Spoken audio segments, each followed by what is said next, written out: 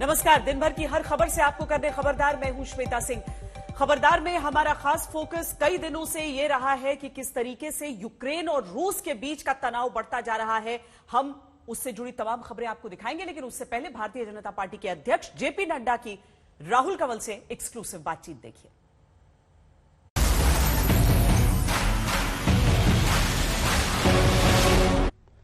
नमस्कार। उत्तर प्रदेश में करीब करीब आधा चुनाव खत्म हो चुका है। उत्तर प्रदेश के चुनाव, पंजाब में हुई पोलिंग, साथ ही साथ गोवा और उत्तराखंड पर बात करने के लिए इस वक्त हमारे साथ मौजूद हैं भारतीय जनता पार्टी के राष्ट्रीय अध्यक्ष जगत प्रकाश नड्डा। नड्डा जी, स्वागत है आपका। मैं शुरुआत करता हूं पंजाब से, जहां पर 5 पार्टियों के बीच में बड़ा जबरदस्त संघर्ष हुआ। आप ये बताएं कि आपकी रिपोर्ट्स क्या आ रही हैं? क्या पंजाब में आपके हिसाब से किसी एक पार्टी को बहुमत मिलने वाली है या हम एक हंग असेंबली की तरफ बढ़ रहे हैं? देखिए, सबसे पहली बात तो यह है कि अगर आप पंजाब को भारतीय जनता पार्टी की दृष्टि से देखें तो मैं तो ये मानता हूं कि भारतीय जनता पार्टी को ये पहली बार मौका मिला कि वह पंजाब में एक तरीके से जिसको कहते हैं कि सही तरीके से चुनाव लड़ने के लिए। इससे पहले हम गठबंधन में चुनाव लड़ते थे, 117 सीटों में हम 23 सीटों पर सीमित हो जाते थे, वो भी शहर के कुछ इलाके में। तो भारतीय जनता पार्टी और भारतीय जनता पार्टी का सिंबल और भारतीय जनता पार्टी का नेतृत्व रियली पंजाब में अपने को एक्सपैंड नहीं कर पा रहा था। इस चुनाव में हमको पहली बार मौका मिला और हम 65 प्लस सीट्स पर हम चुनाव लड़ रहे हैं और भारतीय जनता पार्टी के प्रति हम रुझान देखते हैं। भारतीय जनता पार्टी के प्रति लोगों ने एक सीरियस पार्टी यानी सीरियसली चुनाव लड़ने वाली पार्टी के रूप में हमको देखा है और हमारे प्रति उनका आकर्षण भी आया है। इसका सबसे बड़ा उदाहरण है कि people from Congress, people from Akali Dal and people from other parties also have joined Bharatiya Janata party और भारतीय जनता पार्टी के सिंबल पर चुनाव लड़ने के लिए वो बहुत अग्रेसिवली आगे आए हैं। जहाँ तक पंजाब के चुनाव का नतीजा कहने का सवाल है, हम बेहतर करेंगे, लेकिन यह जो 5 पार्टियों के बीच में जो चुनाव हुआ है, मुझे लगता है कि इसमें कुल मिलाकर के किसी को भी कोई स्पष्ट मैंडेट दिख नहीं रहा है और एक हंग असेंबली की तरफ ही जाने की स्थिति दिखती है। अगर किसी एक पार्टी को पूर्ण बहुमत नहीं मिलता, ऐसे में क्या भारतीय जनता पार्टी अपने पूर्व साथी अकाली दल के साथ अलायंस करने के बारे में फिर सोचेगी? देखिए, हमारा उद्देश्य है भारतीय जनता पार्टी को एक्सपैंड करना और भारतीय जनता पार्टी का विस्तार होना। इसलिए हम कोई किसी को मदद करने के लिए या किसी के साथ जुड़ने के लिए ये हमारी प्रायोरिटी नहीं है। पंजाब से निकल के आते हैं उत्तर प्रदेश, क्योंकि अब सारा एक्शन यूपी में आ गया है। 172 सीटों का चुनाव हुआ है। पिछली दफा आपने 140 सीटें जीती थी। 80 से ज्यादा बीजेपी का ओवरऑल स्ट्राइक रेट था। जब वर्ल्ड कप जीत गई होती है टीम, तो अगली दफा यही माना जाए कि कुछ ना कुछ तो हर फेज में बीजेपी को सीटों का लॉस हो रहा है। अब सवाल यह है कि क्या बीजेपी 203 के जादुई आंकड़े को पार कर पाएगी? क्या आप मानते हैं कि यूपी का वर्तमान चुनाव जैसे पहले लग रहा था उससे ज्यादा टाइट और एक्साइटिंग है? देखिए राहुल जी, मैं आपके सामने सिर्फ एक ही बात रखना चाहता हूं कि हर बार ये हो रहा है। 2017 का चुनाव हुआ तो सपा और कांग्रेस एक साथ आई, तो कहा बहुत स्ट्रॉन्ग कॉम्बिनेशन बन गया और अब बड़ी दिक्कत आएगी बीजेपी को। फिर उसके बाद 2019 का चुनाव आया तो बीएसपी और समाजवादी पार्टी मिल गए। फिर उस समय लोगों ने कहा ये तो बहुत ही तगड़ा कॉम्बिनेशन हो गया, इस कॉम्बिनेशन में बहुत बीजेपी को नुकसान होगा। और इस बार वो आरएलडी के साथ उनका समझौता हुआ, वेस्टर्न यूपी के साइड में ही थोड़ा उनका इम्पैक्ट दिखता है। मैं इन सबको एक बात कहना चाहता हूं, जो मैं राइट फ्रॉम फर्स्ट डे से बोल रहा हूं, मैं 2014 से बोल रहा हूं कि ये गेम जो आप मैथमेटिक्स की गेम खेलते हो, ये केमिस्ट्री है, इसको समझना पड़ेगा। नेताओं के मिल जाने से वोट मिलता है, ऐसा नहीं होता। इसलिए ये गलतफहमी में है लोग, और वोट किस तरीके से पड़ता है उसका रास्ता कुछ अलग ही होता है। आज का जमाना एक जमाना था जब लोग कहते थे किसको वोट दोगे, तो वहां के जो लीडर्स होते थे, पीयर्स होते थे, वो डिसाइड करते थे और गांव का गांव वोट देता था। आज ऐसी स्थिति नहीं है, किसी के कहने पर कोई वोट नहीं देता है। और गरीब आदमी तो अपने वोट के बारे में बहुत सजग है और बहुत सोच समझ करके वोट देता है। इसलिए मेरा ये मानना है कि ना हम कहीं टाइट हैं और न ही कहीं गिरावट है। हम 300 प्लस आराम से जा रहे हैं। और मैं फिर आपसे कहूंगा, उस समय भी मैंने कहा था, मैंने कहा था कि देखिएगा नतीजे हमारे पक्ष के एक तरफा आएंगे, और मैं आज भी यही कहता हूं कि हमारे पक्ष के आएंगे, एक तरफा आएंगे। ये जो जिस तरीके की बातें लोग कर रहे हैं, इन सब चीजों का इंपैक्ट वोट पर नहीं पड़ता है। वोट करते समय लोग बहुत सी चीजों को देख करके वोट करते हैं, और इसलिए पार्टियों का मिल जाना और नेताओं का मिल जाना ये एक अलग चीज है, और वोटर का उसके साथ जुड़ जाना ये अलग चीज है। और इसलिए मैं बहुत कॉन्फिडेंट हूं कि भारतीय जनता पार्टी और विशेष करके मोदी जी के प्रति, और जो योगी जी ने उत्तर प्रदेश में काम किया है उसके प्रति लोग विकास को वोट दे रहे हैं, लोग डेवलपमेंट के साथ साथ सुरक्षा को वोट दे रहे हैं, लोग अपने एरिया के डेवलपमेंट के साथ साथ Uttar Pradesh as a whole जो आगे बढ़ रहा है उसको वोट कर रहे हैं। और सबका साथ, सबका विकास, सबका विश्वास ये लोगों में नीचे तक जा चुका है। लोग इसको मानते हैं, और लोग अब कोई जाति के आधार पर, कोई इसके आधार पर, कोई उसके आधार पर इस पर वोट नहीं देते। 2014, 17 और 19 में बीजेपी की बड़ी जीत की एक वजह यह थी कि जो मुस्लिम वोट था वो स्प्लिट था। जैसे जहां बीएसपी का मजबूत कैंडिडेट था वहां बीएसपी के कैंडिडेट को पड़ गया, कोई इंडिपेंडेंट हो उसको पड़ गया। अभी खासतौर से फर्स्ट 2 फेजेस में जो रिपोर्ट्स आ रही हैं वो ये हैं कि जैसे बंगाल में था, एक मुश्त जो माइनॉरिटी वोट है वो सपा के पक्ष में पड़ा है। जैसे ही एक मुश्त होकर वोट पड़ जाता है तो वैसे ही चुनाव पहले से ज्यादा टाइट हो जाता है। आप कह रहे हैं कि टाइट नहीं है, लेकिन ये तो चुनावी गणित ही बताता है कि जैसे 2017 का चुनाव था, अगर यादव वोट और मुस्लिम वोट कंसोलिडेट हो जाए और उसमें कुछ जाट वोट जड़ जाए तो 2017 वाले चुनाव वाली सूरत नहीं बनती है। देखिए, आप जब कह रहे हैं कि वो कंसोलिडेट हो रहा है, पहले तो मैं मान रहा हूं कि जैसे मैंने पहले कहा कि लीडर्स के इकट्ठा होने से नीचे जनता इकट्ठी होती है, ऐसी स्थिति नहीं आती है। मान लीजिए आपने कहा कि एक पर्टिकुलर लोग इकट्ठे हो रहे हैं, तो विकास के लिए भी लोग इकट्ठे हो रहे हैं, डेवलपमेंट के लिए भी लोग इकट्ठे हो रहे हैं, और सुरक्षा के लिए, सेफ्टी के लिए, इसके लिए भी इकट्ठे हो रहे हैं। और इसलिए मैं मानता हूं कि ये चुनाव दिखने में आपको जरूर लगता होगा, लेकिन लोगों ने मन बनाया है, और वह भारतीय जनता पार्टी के पक्ष में, डेवलपमेंट के पक्ष में, पीस के पक्ष में, लॉ एंड ऑर्डर के पक्ष में एक तरफ इकट्ठा हो रहा है। जब चुनाव शुरू हो रहा था तब चर्चा हुई एक्सप्रेसवे की कि ईस्टर्न यूपी में हमने इतने शानदार एक्सप्रेस बनाए। चर्चा हुई काशी विश्वनाथ कॉरिडोर की कि देखिए कितना भव्य मंदिर हमने बनाया। अब हम आ रहे हैं टेररिज्म पर, हम आ रहे हैं राष्ट्रवाद पर। तो लोग ये कह रहे हैं कि लगता है कि बीजेपी, क्योंकि पिछले भी चुनाव में बीच में ही वो कब्रिस्तान, शमशान, इस तरह की बातें आई थी, तो लोगों को लग रहा है कि बीजेपी वहीं अपनी पुरानी लाइन पे जा रही है कि किसी तरीके से हिंदुओं को हिंदू बना के पोलराइज कर दो, मुस्लिम पोलराइजेशन के खिलाफ। देखिए, ऐसा नहीं है। हम कहीं भी, कोई भी हमारे नेता और किसी भी वक्तव्य में डेवलपमेंट गौण नहीं है। डेवलपमेंट हमेशा है, और डेवलपमेंट से ही शुरू होती है सारी बात। एक्सप्रेस हाईवे, यूनिवर्सिटीज, हमारे education institutions, all India institute of medical sciences, engineering institutions, 10 new universities बनी हैं, 2 all India institute of medical sciences आए हैं, उसके साथ साथ 78 कॉलेजेस खुले हैं, 28 इंजीनियरिंग कॉलेजेस खुले हैं। इकॉनमी में नंबर 2 पर आकर के खड़ी हो गई है उत्तर प्रदेश की इकॉनमी। इस एक्सप्रेस हाईवे आपने चर्चा की, 5 इंटरनेशनल एयरपोर्ट्स बनकर के तैयार हो रहे हैं। एशिया का सबसे बड़ा इंटरनेशनल एयरपोर्ट बनकर के आ रहा है, इसी वेस्टर्न यूपी में ही बनकर के जेवर में आ रहा है। तो ये सारी बातें हम कहते हैं, और इन सारी बातों के प्रति लोगों का रुझान है। लेकिन इसके साथ साथ जो सामने वाला है वो किस चीज को रिप्रेजेंट करता है, उसको भी एक्सपोज करना हमारी जिम्मेवारी होती है। ये जिन्ना शब्द ऐसी आसानी से नहीं निकल गया, ये गलती से नहीं निकल गया, ये प्लानिंग से निकला। अब उसके इंटेंशन को बताना ये हमारे अधिकार है कि नहीं है। उसी तरीके से पर जिन्ना का 2022 के चुनाव से क्या लेना देना सर? हमारा नहीं, उनका लेना देना है ना। तो उनका लेना देना है, तो जो उनकी इंटेंशन है उसको हमको स्पष्ट करना है कि नहीं करना है। अब जैसे आप देखिए, एक शासक 15 टेररिस्ट केसेस को वापस लेता है।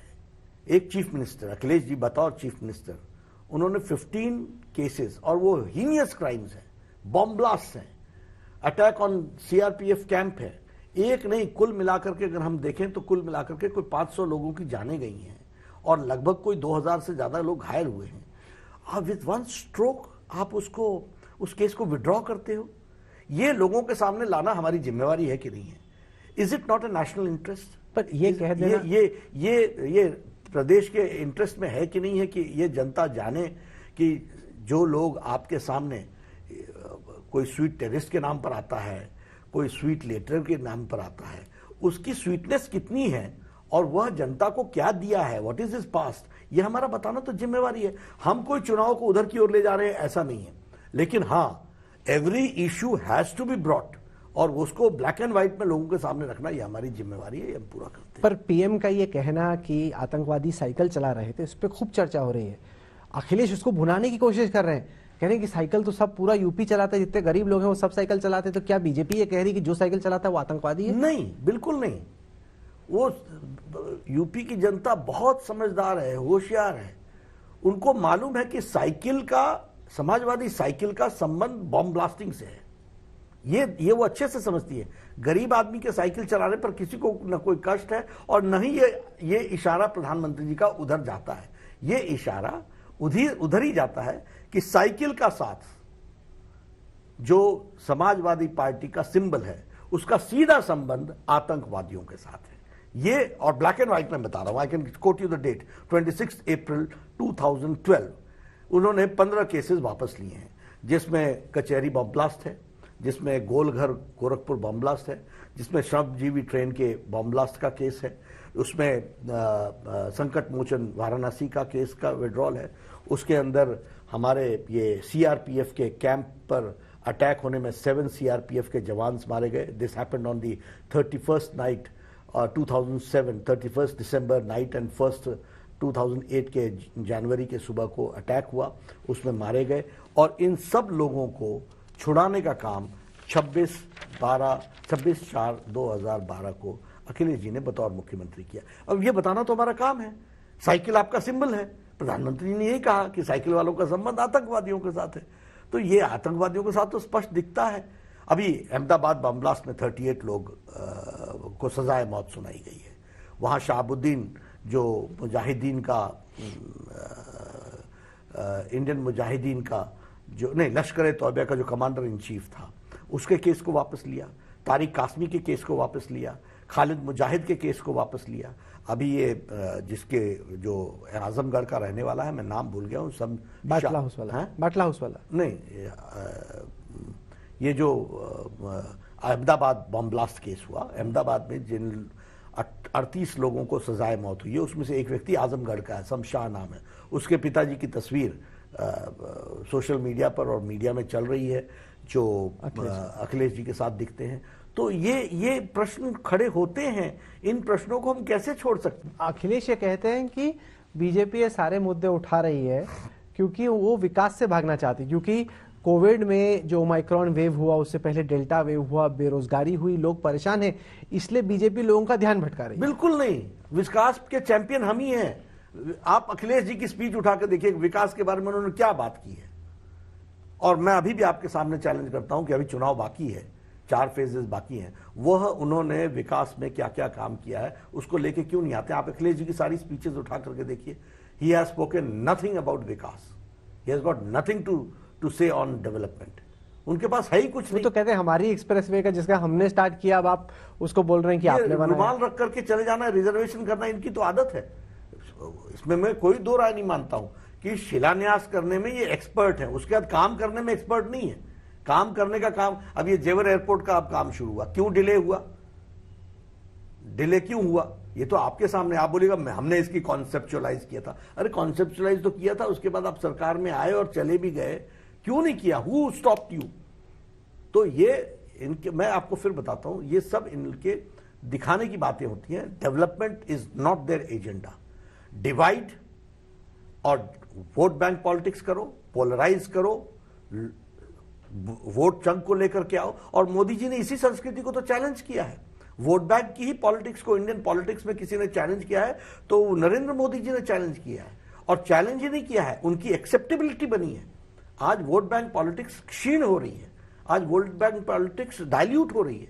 ये नेता जितना कुछ कहते रहे, वोटर बड़ा होशियार है, और इसीलिए आप देखते होंगे कि बाय एंड लार्ज सब कुछ करने के बावजूद भी इतने कोरोना के संक्रमण में जितने भी चुनाव हुए सारे भारतीय जनता पार्टी के पक्ष में जा रहे हैं। आपके हिसाब से उत्तर प्रदेश का चुनाव कमंडल का चुनाव है या मंडल का चुनाव है? ये विकास का चुनाव है, और न ही कमंडल का चुनाव है और न ही मंडल का चुनाव है। यह चुनाव विकास का चुनाव है और सुरक्षा का चुनाव है और सेफ्टी का चुनाव है। माफिया राज को खत्म करने का चुनाव है और माफिया राज फिर से न पनपे इसका चुनाव है। डेवलपमेंट की एस्पिरेशंस हैं लोगों की, वह डेवलपमेंट की एस्पिरेशंस मोदी जी और योगी जी से ही दिखता है। ये इसका चुनाव है। क्योंकि आप कह रहे हैं कि जाति का कोई लेना देना नहीं, हकीकत यह है कि खास तौर से जो गैर यादव ओबीसीज हैं उत्तर प्रदेश के, वो कहाँ पे वोट देते हैं और उनका वोट किस हद तक टूटता है बीजेपी से, बहुत हद तक यही तय करेगा कि उत्तर प्रदेश में 10 मार्च को जीतेगा कौन। बिल्कुल ठीक बात कह रहे हैं राहुल जी, और मैं आपको फिर बताता हूं कि वो कास्ट के आधार पर वोट नहीं दे रहे हैं, वह वोट दे रहे हैं डेवलपमेंट के आधार पर और उनकी एम्पावरमेंट के आधार पर। ये इनके देखिए, ये जमीन से जुड़े हुए, मैं इंटरव्यू में क्या कहूं, मतलब मैं ऐसे देखिए, ये लोग सत्रप्स के आधार पर चुनाव लड़ते हैं और सत्रप्स जाति के नेता होते हैं। इनको लगता है कि जातियां इस तरीके से वर्क करती हैं। ये इनको जानकारी नहीं है कि इनके नीचे से वोट इनका खिसक चुका है। लोग निषाद को, राजभर को तोड़ के तो आप ही लाए थे। लोग वोट दे रहे हैं प्रधानमंत्री आवास योजना को, लोग वोट दे रहे हैं आयुष्मान भारत को, लोग वोट दे रहे हैं प्रधानमंत्री गरीब कल्याण अन्न योजना को, लोग वोट दे रहे हैं प्रधानमंत्री किसान सम्मान निधि को, लोग वोट दे रहे हैं स्वच्छता अभियान के इज्जत घर को, और लोग दे रहे प्रधानमंत्री गरीब कल्याण अन्न योजना में जो अन्न दिया गया है। कुछ हद तक जो आप कह रहे हैं वो सही है, लेकिन वो ज्यादा होता है लोकसभा के चुनाव में, क्योंकि अगर हम लोकसभा चुनाव के बाद जो राज्य सरकारों के चुनाव हो उसमें बीजेपी का औसत वोट प्रतिशत जो है वो करीब 13% गिरा, जिसमें महाराष्ट्र में 9% गिरता है, हरियाणा में 22% गिरता है, झारखंड में 22% गिरता है, दिल्ली में 17% और बिहार में 11%। और इसके पीछे की वजह यह है कि जो सेंट्रल स्कीम्स है जिनका आपने नाम लिया, वोटर्स को बाकी राज्यों में ये लगता है कि हाँ वो तो मोदी जी ने किया, हमने मोदी जी को दे दिया, यहाँ का हिसाब तो हम अलग लेंगे। देखिए, मैं ये कहना चाहूंगा कि यहाँ के हिसाब में there is no anti incumbency, there is pro incumbency for Yogi government. इसलिए राइटफुल तरीके से इंप्लीमेंटेशन, राहुल जी, यह भी होना आवश्यक है जो जनता चाहती है। जो मोदी जी ने दिया वो अक्षरशः इंप्लीमेंट हो, इसकी भी तो हमको चिंता करनी है, और ये हमको नहीं, वोटर चिंता कर रहा है। इसलिए वोटर योगी जी के हाथ को मजबूत करने के लिए अग्रसर भी है, आगे भी बढ़ा है और एक्टिवली आगे आ रहा है। और आखिर मोदी जी ने दे दिया, तो मोदी जी ने तो आयुष्मान भारत वेस्ट बंगाल में भी दिया लेकिन नहीं इंप्लीमेंट हुआ, दिल्ली को भी दिया है, नहीं इंप्लीमेंट हुआ। तो people understand whom they want, और यहीं पर डबल इंजन आती है। प्रधानमंत्री गरीब कल्याण अन्न योजना योगी जी का भी आ रहा है, मोदी जी का भी आ रहा है, योगी जी का भी आ रहा है। जनता चाहती है और जनता ने देखा है कि उनको एम्पावर किस तरीके से किया है, उनकी जीवन में बदलाव किस तरीके से आया है। मैं आपको उदाहरण देता हूं, एक महिला मिली, बोले वोट किसको देंगे, मैं इंटरैक्ट करके बताता हूं आपको, बिटवा को वोट देंगे। कौन? मोदी जी को। क्यों? गैस का कनेक्शन दिया, रसोई दिया, इज्जत घर दी और हमारा मकान बना के दिया, मेरी तो जिंदगी बदल गई।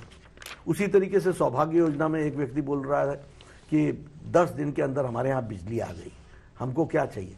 तो ये एक बहुत बड़ा, और मैं मानता हूं कि एक जमाने में जातियों के ही आधार पर वोट पड़ते थे, यही तो ये लोग वोट बैंक पॉलिटिक्स करते थे। मोदी जी ने इस बात को अब भारत के राजनीति में इसके रोल को कम किया है और लोग अब अपने एम्पावरमेंट के साथ जोड़ करके अपने वोट को देखें। पर आप ये मानेंगे कि रोजगार बड़ा मुद्दा है, क्योंकि जैसे हम हमारे तमाम रिपोर्टर्स की जो रिपोर्टिंग देख रहे हैं उसमें बेरोजगारी की चर्चा हो रही है। युवाओं से बात करो लाजमी तौर पे, क्योंकि इकोनॉमी भी रिसेशन के दौर से गुजरी है, पैंडेमिक भी रहा, कोविड भी रहा, इस सब के चक्कर में आप मानते हैं कि रोजगार एक बहुत बड़ा चैलेंज है?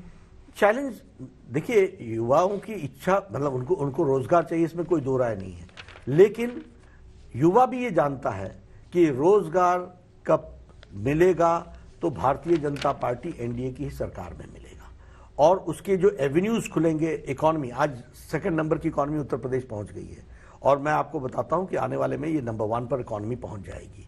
आफ्टर ऑल इसके डेवलपमेंट के कारण राहुल जी, नीचे जमीन पर रोजगार के अवसर बनेंगे कि नहीं बनेंगे, और उस अवसर को लेने का काम युवा करेगा कि नहीं करेगा। इसलिए आशा भी है तो वो भारतीय जनता पार्टी। मुझे तो बहुत खुशी हो रही है कि अखिलेश जी को इस बार विकास नाम की चीजों पर चर्चा, हालांकि उनके लिए प्रेम तो जिन्ना और इन्हीं सब चीजों से है, उनका भाषण इन्हीं सब चीजों पर होता, और मुझे बहुत दुख भी होता है कि उनके वक्तव्य सुनता हूं या इन लोगों के, तो ये जिस तरीके से छीटाकसी करते हैं उसमें कोई सब्सटेंस नहीं होता।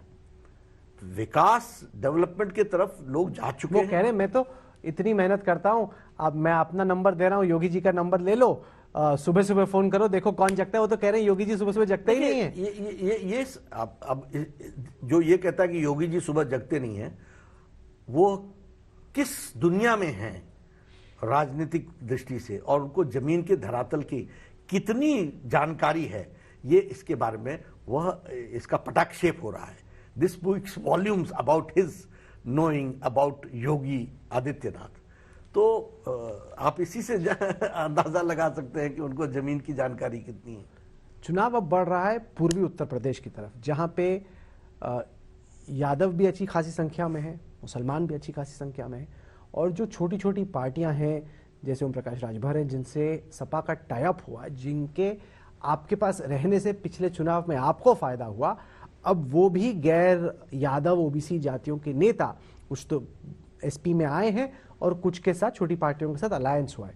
क्या आप मानेंगे कि पूर्वी उत्तर प्रदेश में सबसे ज्यादा कांटे की टक्कर होने वाली है इस चुनाव में? राहुल जी, 2019 में ये ओम प्रकाश राजभर जी हमारे साथ नहीं थे, चले गए थे।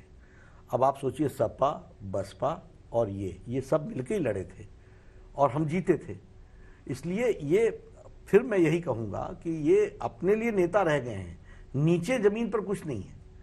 और ऐसा कहना अच्छा नहीं होता, लेकिन वोटर जो है वो रिस्पेक्ट देता है, बोलता है हमारे वो हैं, लेकिन जब वोट देने की बारी आती है तो अपनी इंपावरमेंट की तरफ देखता है। और मैं बहुत कॉन्फिडेंट हूं कि पूर्वी उत्तर प्रदेश में अच्छी संख्या में, अच्छी तरीके से हम कंफर्टेबली जीतेंगे। नहीं, क्योंकि हकीकत यह भी है कि सपा का ये पहले गढ़ हुआ करता था। बीजेपी का 2014 के बाद पूर्वी उत्तर प्रदेश में दखल हुआ, उसके पहले तो सपा का गढ़ था। और अखिलेश की पूरी उम्मीद यही है कि अगर वो बीजेपी को कहीं पटकनी दे सकते हैं तो ईस्ट यूपी में ही देंगे। ठीक है ना, देखिए ना, जिनको ये नहीं मालूम हो कि योगी जी कितने बजे उठते हैं, तो उनकी इच्छा कहीं होती हो तो बहुत अच्छी बात है। करहल में क्यों पिताजी को लाना पड़ा, पूज्य पिताजी को क्यों लाना पड़ा? करहल में लाने का अर्थ हमको समझ लेना चाहिए कि उनको यही नहीं समझ में आया कि घर ही मुसीबत में पड़ चुका है। तो अब जो आप अपने डोमिनेटिंग एरिया, आपको लग रहा है अखिलेश हार रहे हैं अपनी सीट पे? आप देखिए, मैं सिर्फ एक ही प्रश्न कर रहा हूं। मैं तो ये कह ही रहा हूं कि हमारे कैंडिडेट ने जबरदस्त टक्कर दी है और उनको वहां पर घेरा है, लेकिन आपको अपने पूज्य पिताजी को कहीं और आप नहीं ले गए, आप करहल में लाए उनको। इसका संदेश क्या है, इसका अर्थ क्या है? इसका अर्थ आपको समझना चाहिए कि वो तकलीफ में है, घर में तकलीफ में है। यहीं से चुनाव शुरू होता है, जहां पे जैसे स्वामी प्रसाद मौर्य जैसे जो नेता हैं उनका प्रभाव दिखाई पड़ता है, क्योंकि मौर्यों की कई सारी सीटों में मौजूदगी है। आपको लगता है कि ये जो आपके मिनिस्टर्स, आपके फॉर्मर एमएलए छोड़ के गए, उसकी चोट पहुंचेगी आपको? बिल्कुल नहीं। और आप देखिए, इन्होंने अपनी सीटें बदली। आपके ध्यान में आया होगा कि इनकी स्थिति होती तो सीट क्यों छोड़ी आपने, सीट क्यों बदली आपने? तो ये दिखने के लिए दिखते हैं। मैं फिर कह रहा हूं कि नेता जुड़ सकते हैं, नेता मिल सकते हैं, वोटर नहीं मिलता है। It's not game of numericals, it's game of chemistry. Chemistry किसके साथ बैठती है? तो केमिस्ट्री बैठती है मोदी जी के साथ, योगी जी के साथ। वोटर आज अपने आप को सुरक्षित महसूस करता है मोदी जी के साथ, योगी जी के साथ। वोटर अपने आप को एम्पावर्ड महसूस करता है योगी जी के साथ। उसको लगता है कि अगर योगी जी की सरकार आती है तो लॉ एंड ऑर्डर मेंटेन होगा, विकास होगा, हमारी बात सुनी जाएगी, हम सुरक्षित होंगे, हमारी बहु बेटियां सुरक्षित होंगी, टेररिस्ट एक्टिविटीज नहीं होंगी, और टेररिस्ट एक्टिविटीज को पनाह नहीं दिया जाएगा, सरकार की तरफ से नहीं दिया जाएगा। ये सब बातें जनता सब जानती है। मुख्य अभियुक्त मुजफ्फरनगर राइट्स का, उसको अखिलेश जी स्पेशल प्लेन से बुला करके डिनर कराते हैं और अपने घर का मेहमान बनाते हैं। ये किससे छुपा हुआ है?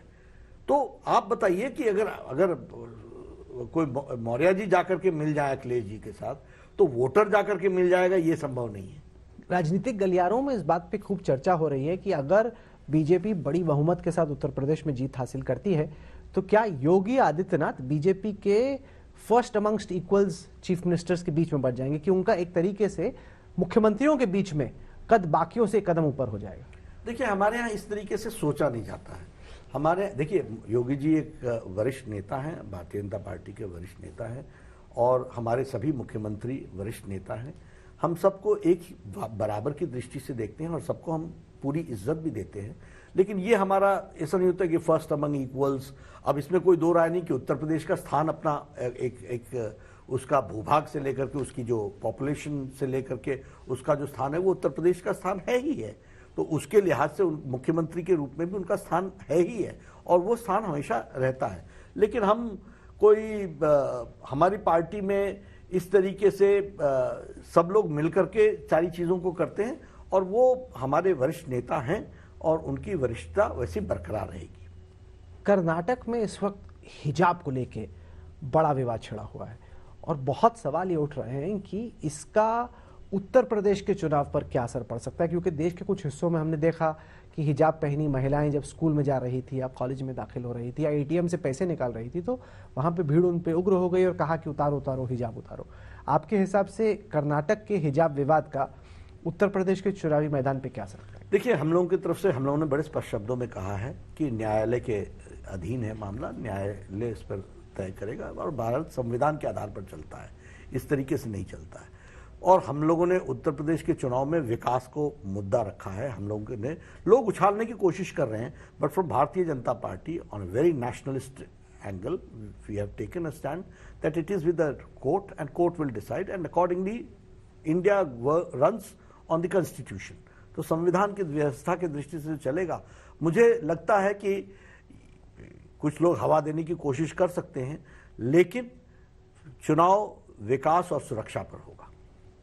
हिंदुत्व के एक एक्टिविस्ट थे हर्षा, 20 फरवरी को उनकी शिवमोगा में मौत होती है और वो हिजाब के खिलाफ मुखालफत कर रहे थे, और सवाल ये उठा कि क्या जो उन्होंने हिजाब को लेकर प्रोटेस्ट किया, क्या उनकी इसी वजह से हत्या हुई? आप बीजेपी के राष्ट्रीय अध्यक्ष के तौर पे इस विवाद को कैसे देखा? देखिए, सबसे पहली बात यह है कि दुखदाई घटना है और कानून अपना रास्ता लेगा। कानून दूध का दूध, पानी का पानी करेगा, और कानून जो लोग इसमें रिस्पॉन्सिबल होंगे उनके खिलाफ एक्शन होगा। ऐसी चीज़ें जब आती हैं तो सेंटिमेंट्स हाई होती हैं। As a responsible political party we have to see to it that we do not take law and order in our own hands and believe in the system, and system is going to take care of it. और हम सब लोगों को ये कहते हैं कि जब भावुक होकर के, भावनाओं के आधार पर हम अपने सेंटिमेंट्स को हाइटन करें और जिससे समाज में एक गलत वातावरण पैदा हो, इसको हम कभी भी इजाज़त नहीं देते हैं।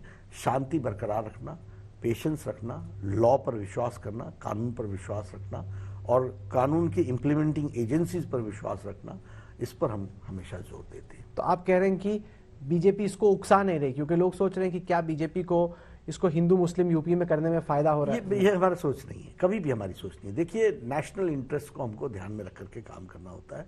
हम संविधान पर चलने वाले लोग हैं और संविधान की रक्षा करते हुए चलने वाले लोग हैं, उस पर विश्वास करने वाले लोग हैं। लॉ इम्प्लीमेंटिंग एजेंसीज पर हम विश्वास करने वाले। घटनाएं घटती हैं, सेंटिमेंट्स उठते हैं, उन सेंटिमेंट्स को संभाल करके, उसको चैनलाइज करके लॉ एंड ऑर्डर के माध्यम से जो दोषी हैं उनको सजा हो, इसकी हम चिंता करते हैं। नड्डा जी, आपने तमाम सवालों के जवाब दिए, खूब बैटिंग की आपने अच्छे से, और आपके जवाब देने भी बहुत अच्छे हो गए क्योंकि आपको भी अच्छे से प्रैक्टिस हो गई है, तो आप एक के बाद एक धराधर जवाब दे रहे थे। आपने हमारे लिए वक्त निकाला, बहुत बहुत शुक्रिया, थैंक यू। बहुत बहुत धन्यवाद राहुल जी, आपने प्रश्न पूछे, हमने कोशिश की कि मैं न्याय कर सकूं आपके साथ भी, प्रश्नों के साथ भी और देश की जनता के साथ भी। बहुत बहुत शुक्रिया आपका। खबरदार में अब हम यूक्रेन के खिलाफ पुतिन की युद्ध वाली नीति का रोड मैप डिकोड करेंगे, जिसके जरिए रूस ने यूक्रेन में घुसपैठ का रास्ता तैयार कर लिया है। यह दुनिया की सबसे बड़ी खबर है और इसका व्यापक असर पड़ने वाला है। यूक्रेन के पूर्वी हिस्से में एक इलाका है डोनबास। इस इलाके में दो प्रांत हैं, लुहांस्क और दोनेत्स्क, जिन पर 2014 से ही रूस समर्थित अलगाववादियों का कब्जा है। जिन्होंने इन दोनों प्रांतों को स्वतंत्र घोषित किया हुआ है, जिन्हें यूक्रेन मान्यता नहीं देता। लेकिन यूक्रेन से तनातनी के बीच रूस के राष्ट्रपति व्लादिमीर पुतिन ने न सिर्फ इन दोनों प्रांतों को आजाद देश की मान्यता दे दी है, बल्कि इन प्रांतों में अपनी सेना की सप्लाई भी शुरू कर दी है। पुतिन ने यूक्रेन के दोनों प्रांतों को मान्यता देकर अमेरिका, ब्रिटेन को सीधी चुनौती पेश कर दी है। यूक्रेन अच्छी तरह जानता है कि इसके कितने गंभीर परिणाम हो सकते हैं। दरअसल यूक्रेन की उत्तरी सीमा पर मौजूद ये दोनों इलाके न सिर्फ रूस के बॉर्डर के नजदीक हैं, बल्कि सांस्कृतिक और भाषाई लिहाज से भी रूस के करीब हैं। इन दोनों प्रांतों में 8 लाख लोग रूसी भाषा बोलते हैं, जबकि करीब 30,000 रूस समर्थित विद्रोही भी इस पूरे इलाके में एक्टिव हैं, जिनकी यूक्रेन की सेना के साथ अक्सर झड़प होती रहती है। 2014 से अब तक इन झड़पों में 15,000 से ज्यादा यूक्रेन के नागरिक मारे जा चुके हैं। अब तक लुहांस्क और दोनेत्स्क में विद्रोहियों को रूस छिपकर मदद पहुंचाता आया है, लेकिन अब इन दोनों प्रांतों को स्वतंत्र देश की मान्यता देकर रूस ने अपने तेवर दिखा दिए हैं, जिसके बाद माना जा रहा है कि यूक्रेन पर रूस का आक्रमण अब लुहांस्क और दोनेत्स्क से ही होगा, जहां से रूसी सेना की एंट्री के सबूत भी अब सामने आ चुके हैं।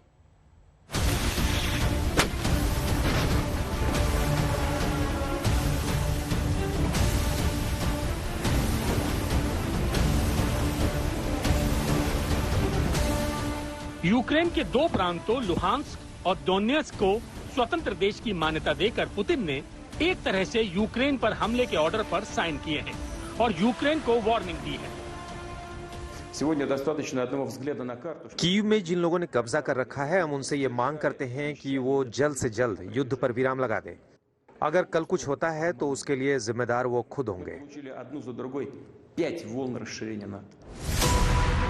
इधर पुतिन ने यूक्रेन के अलगाववादी इलाकों को समर्थन दिया, उधर दोनेत्स्क और लुहांस्क में रूसी सेना के टैंक घुस गए,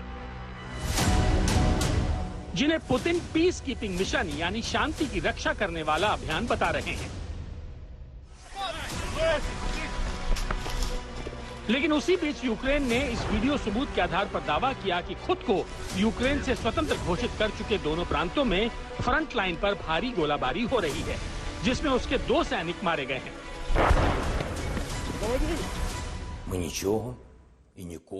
हम अपनी सरजमी पर हैं और हम किसी से भी डरने वाले नहीं हैं।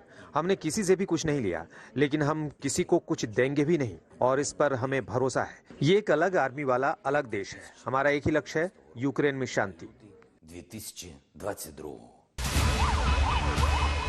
यूक्रेन के पूर्वी बॉर्डर पर दोनेत्स्क और लुहांस्क को स्वतंत्र देश की मान्यता देकर पुतिन ने अमेरिका को खुली चुनौती दी है। जो बाइडेन कहते आए हैं कि अगर यूक्रेन की सीमा में रूस ने कोई भी घुसपैठ की तो अंजाम बुरा होगा, लेकिन पुतिन के ऐलान के बाद रूस पर पश्चिमी देशों का एक्शन लिमिटेड ही रहा। बाइडेन प्रशासन ने यूक्रेन से अलग हुए दोनेत्स्क और लुहांस्क में अमेरिकी व्यापार और निवेश पर रोक लगा दी, जबकि रूस के खिलाफ बड़ी बड़ी बातें करने वाले ब्रिटेन के प्रधानमंत्री बोरिस जॉनसन ने अभी तक रूस पर किसी प्रतिबंध की घोषणा नहीं की है। यूरोपियन यूनियन ने भी पुतिन की घोषणा के बाद कोई ऐलान नहीं किया है। वो भी अभी सिर्फ आर्थिक प्रतिबंध लगाने की धमकी ही दे रहा है। And we call upon President Putin to respect international law and the Minsk agreements and expect him not to recognize the independence of Luhansk and Donetsk Oblast. And we are ready to react with a strong, united front in case he should decide to do so. I think it's a very ill omen and a very dark sign. And it certainly does not seem to me that it's certainly an indication, yet another indication, that things are moving in the wrong direction in Ukraine. The UK will continue to do everything we can to stand by the people of Ukraine with a very robust package of sanctions, as you know. Ukraine के 2 प्रांतों को स्वतंत्र घोषित करने वाले Putin के कदम के बाद संयुक्त राष्ट्र सुरक्षा परिषद ने रात में ही इमरजेंसी मीटिंग बुलाई, जिसमें यूक्रेन के 2 प्रांतों को मान्यता देने पर पुतिन की कड़ी निंदा का लंबा दौर चला।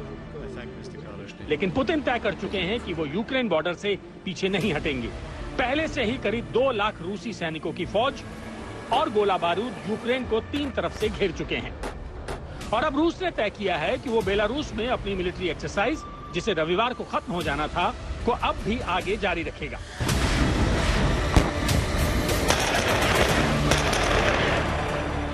इसका मतलब साफ है, रूस ने यूक्रेन पर आक्रमण करने का फैसला कर लिया है। बस पुतिन के आदेश का इंतजार है।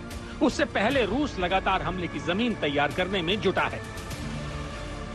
तनाव बेहद ज्यादा पूर्वी यूक्रेन में है, क्योंकि ये जो दो प्रांत अलग हो गए हैं, जिनको एक अलग राष्ट्र के रूप में मान्यता दे दी है व्लादिमीर पुतिन ने, डोनेस्क और लुशांक या लुगांस्क जिसको कहते हैं, यहां पर हिंसा काफी समय से, अलगाववाद काफी समय से चल भी रहा था और इस प्रांत का एक हिस्सा अब अलग हो गया है इन दो प्रांतों का। लेकिन एक बात और जो बहुत अहम है, खार्किव बिल्कुल सीमा पर है रूस और यूक्रेन की।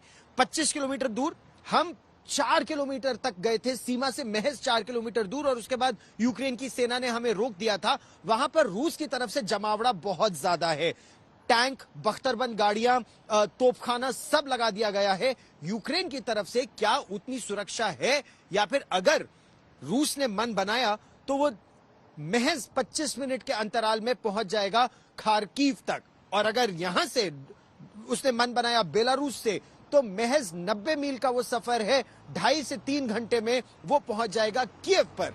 ये इस समय बड़ी चुनौती है। खार्किव, यूक्रेन से गौरव सावंत, आज तक।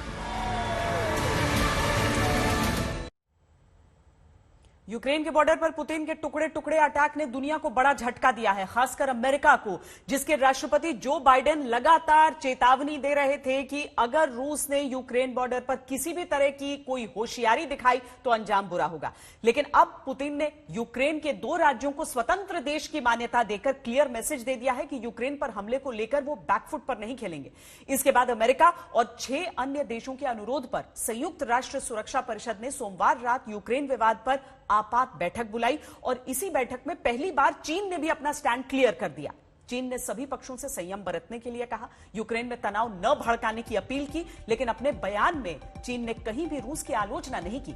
जाहिर है उसने अमेरिका को तनाव भड़काने के लिए जिम्मेदार ठहराया है। अमेरिकी राष्ट्रपति जो बाइडेन ने एक कार्यकारी आदेश पर हस्ताक्षर करके यूक्रेन के तथाकथित डोनेत्स्क और लुहांस्क गणराज्यों वाले क्षेत्रों में सभी नए निवेश और फंडिंग पर रोक लगा दी है। ब्रिटेन के प्रधानमंत्री बोरिस जॉनसन ने कहा है कि इस बात के पूरे सबूत हैं कि रूस के राष्ट्रपति पुतिन यूक्रेन पर बड़े पैमाने पर आक्रमण करने की तैयारी कर रहे हैं। पुतिन के फैसले को यूक्रेन की संप्रभुता और क्षेत्रीय अखंडता का उल्लंघन बताते हुए जापान के पीएम फुमियो किशिदा ने कहा है कि उनका देश अंतर्राष्ट्रीय समुदाय के साथ प्रतिबंधों सहित संभावित गंभीर कार्रवाई पर चर्चा करेगा।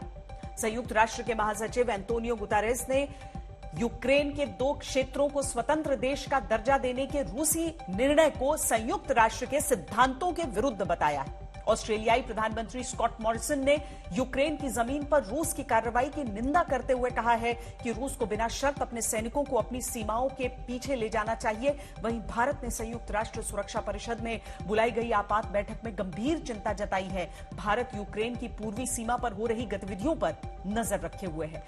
रूस यूक्रेन संकट पर भारत की पॉलिसी अभी वेट एंड वॉच वाली है। हालांकि खुले तौर पर भारत ने रूस की कार्रवाई का सीधा विरोध नहीं किया।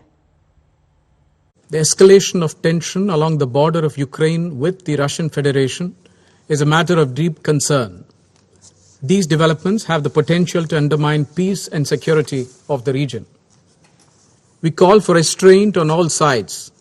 The immediate priority is de-escalation of tensions, taking into account the legitimate security interests of all countries and aimed towards securing long-term peace and stability in the region and beyond. The safety and security of civilians are essential. More than 20,000 Indian students and nationals live and study in different parts of Ukraine, including in its border areas. The well-being of Indian nationals is a priority to us. आखिर वो क्या वजह है कि रूस ने Ukraine को अपना दुश्मन मान लिया है, और आखिर यूक्रेन की वो कौन सी चाहत है जिससे रूस इतनी बुरी तरह से चिढ़ा हुआ है कि वो पूरी दुनिया से दुश्मनी लेने को तैयार है, आपको विस्तार से बताते हैं। दरअसल विवाद की वजह यह है कि Ukraine North Atlantic Treaty Organization यानी नेटो का सदस्य देश बनना चाहता है। रूस नहीं चाहता कि उसका पड़ोसी देश नेटो का सदस्य बने, लेकिन क्यों? यह समझने से पहले नेटो के बारे में कुछ बातें जान लीजिए। नेटो दुनिया का सबसे बड़ा सैन्य गठबंधन है जिसकी मौजूदगी दुनिया भर में है। नेटो में अमेरिका, कनाडा, ब्रिटेन और फ्रांस जैसे 30 देश शामिल हैं। द्वितीय विश्व युद्ध के बाद वर्ष 1949 में बने इस संगठन का उस समय सबसे बड़ा मकसद था सोवियत संघ के बढ़ते दायरे को सीमित करना। अब नेटो का प्रमुख मकसद यह है कि अगर कोई बाहरी देश किसी नेटो सदस्य देश पर हमला करता है तो बाकी सदस्य देश हमला झेल रहे देश की सैन्य और राजनीतिक तरीके से सुरक्षा करेंगे। नेटो ट्रीटी के अनुसार कोई भी यूरोपीय देश जो उत्तरी अटलांटिक क्षेत्र की सुरक्षा को बढ़ावा और कायम रखना चाहता है वो इसका सदस्य बन सकता है।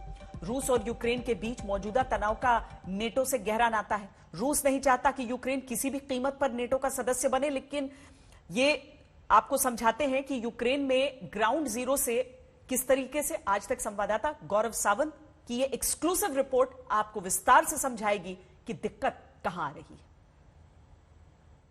हम लोग इस समय यूक्रेन में हैं, जहां तनाव लगातार बढ़ता जा रहा है। रूस की सेना डोनेस्क और लुगांस्क के क्षेत्र में बख्तरबंद गाड़ियां, टैंक और तोपें आ गई हैं, जिसे यूक्रेन अपने ऊपर एक हमले के रूप में देख रहा है। दरअसल इस विवाद की जड़ कहां है? इस विवाद की जड़ है यूक्रेन की इच्छा कि वो नेटो यानी नॉर्थ अटलांटिक ट्रीटी ऑर्गेनाइजेशन का सदस्य बने। इससे पहले एस्टोनिया और लाटविया जो सोवियत संघ का हिस्सा थे वो नेटो के सदस्य बन चुके हैं। अगर यूक्रेन भी नेटो का सदस्य बन जाता है तो रूस के लिए खतरा और ज्यादा बढ़ जाता है, क्योंकि रूस की यूक्रेन के साथ लगभग 2300 किलोमीटर लंबी सीमा है और इस पर रूस विरोधी शक्तियां हावी हो जाएं, ऐसा रूस के राष्ट्रपति व्लादिमीर पुतिन बिल्कुल नहीं चाहते। दरअसल 1917 में जब रेवोल्यूशन हुआ तब यूक्रेन अलग हो गया, इंडिपेंडेंट हो गया। 1920 तक यूक्रेन एक स्वतंत्र राष्ट्र रहा, लेकिन 1920 में यूक्रेन भी सोवियत संघ का हिस्सा बन गया। 1991 में यूक्रेन को स्वतंत्रता मिली और रूस ने इसे अपनी कमजोरी समझा कि पश्चिमी देशों ने रूस की कमजोरी का फायदा उठाया। स्वतंत्र तो बन गया यूक्रेन, लेकिन 2014 में क्रीमिया पर रूस ने एक तरह से अपना वर्चस्व स्थापित किया और पूर्वी यूक्रेन पर धीरे धीरे अपना वर्चस्व वो स्थापित करता रहा, जहां बीती रात रूस ने डोनेस्क और लुगांस्क को अलग राष्ट्र के रूप में मान लिया और अब यूक्रेन पर खतरा और ज्यादा मंडरा रहा है। अब सिर्फ 1 मिनट में यूक्रेन पर महाशक्तियों के टकराव का गणित भी समझ लीजिए। पहला गणित है भौगोलिक पोजीशन का। अमेरिका के लिए यूक्रेन से सीधे तौर पर खास आर्थिक लाभ नहीं है, लेकिन परोक्ष रूप से यह फैक्टर मायने रखता है। यूक्रेन की भौगोलिक स्थिति ऐसी है कि युद्ध होने पर न सिर्फ यूरोप बल्कि एशिया का भी हवाई मार्ग बाधित हो जाएगा, कई तरह की सप्लाई चेन टूट जाएगी। दूसरा गणित यह है कि तेल और गैस पाइपलाइन का, इसके नक्शे पर लाल लकीरों का जाल आप इस समय जो लकीरें देख रहे हैं ये गैस और तेल की पाइपलाइंस हैं। रूस के कच्चे तेल और नेचुरल गैस के खरीदारों में यूरोपीय देश सबसे आगे हैं। मध्य यूरोप में इनकी सप्लाई करने वाली सभी बड़ी पाइपलाइनें यूक्रेन से होकर गुजरती हैं। अगर यूक्रेन अमेरिका के साथ रहता है तो इन पर अमेरिकी नियंत्रण बढ़ जाएगा और रूस ये बिल्कुल नहीं चाहता। ये रूस के लिए आर्थिक और सामरिक दोनों तरह से महत्वपूर्ण है। जर्मनी यूक्रेन को बाईपास करके रूस से सीधी पाइपलाइन लाने के प्रोजेक्ट में जुटा हुआ था, लेकिन ताजा अपडेट यह है कि मौजूदा तनाव को देखते हुए जर्मनी ने नॉर्ड स्ट्रीम 2 पाइपलाइन प्रोजेक्ट को रोक दिया है। इसके अलावा तीसरा गणित भी है, दुर्लभ खनिजों का। अमेरिका और यूक्रेन के व्यापारिक संबंधों की सबसे बड़ी और महत्वपूर्ण वजह है रेयर अर्थ मिनरल्स यानी दुर्लभ खनिज, जिनका इस्तेमाल सेमीकंडक्टर बनाने में होता है। एक अनुमान के अनुसार यूक्रेन के पास सेमीकंडक्टर बनाने में प्रयोग होने वाले रेयर अर्थ मिनरल्स का यूरोप का सबसे बड़ा भंडार है। जाहिर है महाशक्तियां ऐसे संसाधनों का भरपूर दोहन करना चाहती हैं। युद्ध की स्थिति में जीत इस बात से भी तय होती